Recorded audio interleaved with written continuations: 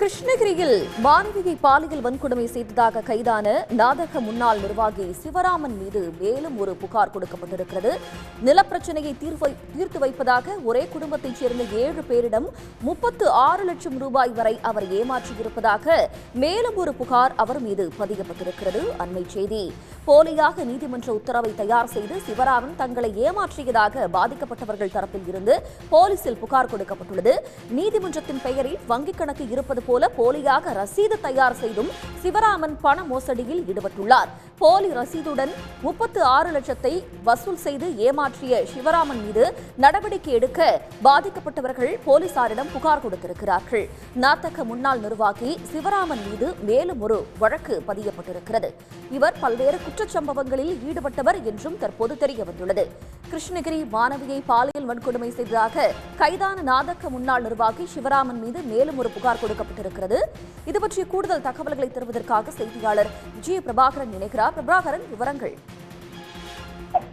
கண்டிப்பாக. அதாவது கிருஷ்ணகிரி மாவட்டம் பர்கூர் அருகே உள்ள தனியார் பள்ளியில் போலியாக என்சிசி முகாம் நடத்தி 13 மாணவிகளை பாலியல் ரீதியாக தொந்தரவு செய்ததுடன் 12 வயது சிறுமியை பாலியல் வன்கொடுமை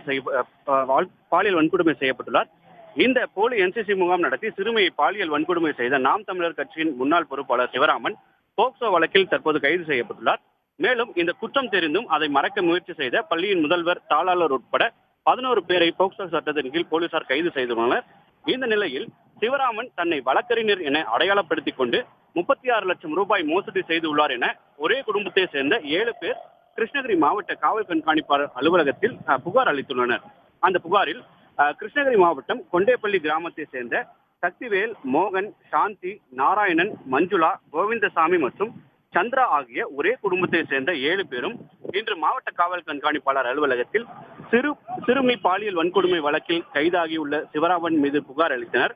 அந்த புகாரில் பெத்ததாளப்பள்ளி கிராமத்தில் உள்ள தங்களுக்கு பதியப்பட்ட சொத்தை முனியப்பன் என்பவர் போலியான கிரைய பத்திரம் தயார் செய்து சுவாதீனத்தில் வைத்துள்ளார். அந்த சொத்தை மீட்டு தருவதாக கூறி சிவராமன் தான் ஒரு வழக்கறிஞர் என கூறி தங்களிடம் அறிமுகமானதாகவும் பின்னர் மாவட்ட முதன்மை நீதிமன்ற உத்தரவு என போலியான நீதிமன்ற ஆணையை தங்களிடம் காண்பித்து நீதிமன்ற வங்கி கணக்கில் பணம் செலுத்த வேண்டும் என கூறியுள்ளார்.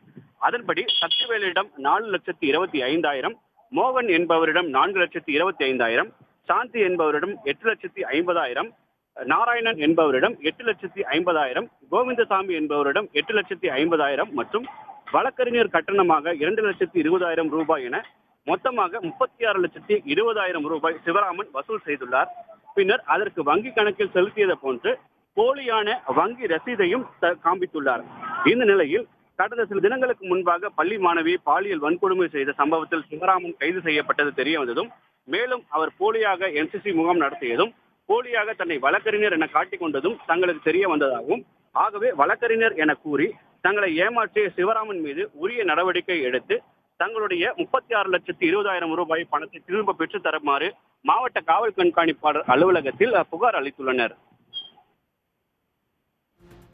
தங்களுடைய விவரங்களுக்கு நன்றி விஜய் பிரபாகரன்.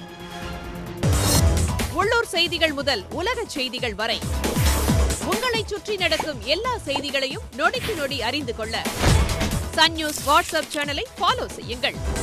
QR கோடை ஸ்கேன் செய்து சன் நியூஸோடு இணைந்திருங்கள்.